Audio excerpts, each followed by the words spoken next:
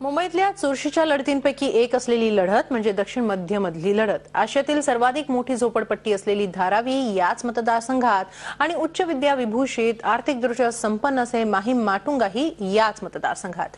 अशी विरोधी दोन टोक असलेल्या दक्षिण मध्यमध्ये काँग्रेस, शिवसेना आणि मनसे अशी तिरंगी लढत होणार आहे। दक्षिण मध्य मुंबई लोकसभा मतदारसंघात 2009 प्रमाणे यावेळीही काँग्रेस, शिवसेना आणि मनसे अशी तिरंगी लढत रंगली आहे। दक्षिण मध्यमध्ये 6 विधानसभा मतदारसंघांचा समावेश होतो। धारावी, चेंबूर, सायन, कोळीवाडा आणि वडाळा विधानसभा मतदारसंघात काँग्रेसचे आमदार आहेत। अणुशक्तीनगरमध्ये राष्ट्रवादीचा तर माहीममध्ये मनसेचा आमदार आहे।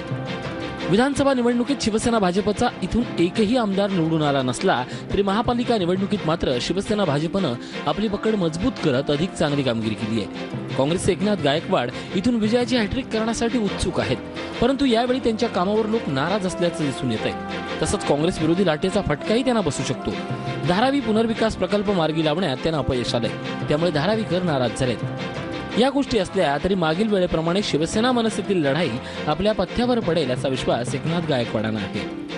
जे शिवसेनेचे कॅन्डिडेट आहेत किंवा जे मनसेचे कॅन्डिडेट ते नौके आहेत, त्यांना अनुभव नाही आणि त्या दृष्टीने तसं काय लढत होईल फार मोठी अटीच मला वाटत नाही। तिचा प्रतिसाद अत्यंत उत्तम आहे आणि मला खात्री आहे की या प्रतिसाद म्हणून निवडून येऊ शकतो। शिवसेनेचे तरुण आणि सुशिक्षित उमेदवार राहुल शेवाळे एकनाथ गायकवाडांना टक्कर देण्यासाठी रिंगणात उतरले। मुंबई महापालिकेच्या स्थायी समिती अध्यक्षपद कार्यकाळात केलेली कामं ही जमेची बाजू त्यांच्याकडे आहे। काँग्रेसचा बालेकिल्ला असलेल्या धारावीवर सर्वाधिक लक्ष शेवाळेंचं असून सर्व आयुध वापरून मतं खेचण्याचा अनुभव त्यांच्या पाठीशी आहे। तसंच शिवसेनेची संघटनात्मक ताकद आणि मोदी फॅक्टरचा प्रभाव आपल्या विजयाला हातभार लावेल असा विश्वास त्यांना आहे।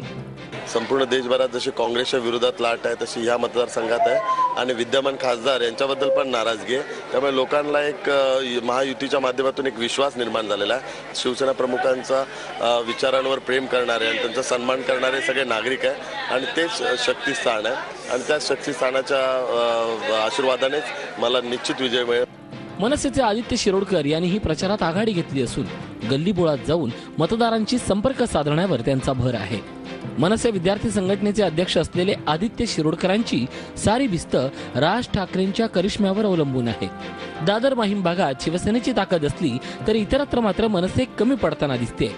मेन मुद्दे आमचे शिक्षण, पर्यावरण, विकास वॉर्डाचा आणि रेल्वे असे आम्ही 4 मुद्दे घेऊन चाललेलो आहोत। दक्षिण मध्य मुंबई मतदारसंघात आप, सपा, बसपाचे उमेदवार असले तरी खरी लढत ही काँग्रेस, शिवसेना आणि मनसेमध्ये होते। काँग्रेस विरोधातील नाराजीचा फायदा इथं शिवसेनेला होणार असला तरी मनसे फॅक्टरच्या अपयशावरच शिवसेनेचं यश अवलंबून असणार आहे। देवेंद्र कोलटकरसह कृष्णात पाटील, जी मीडिया, मुंबई। तर ठाणे जिल्ह्यातल्या कल्याण लोकसभा मतदारसंघात अनोखं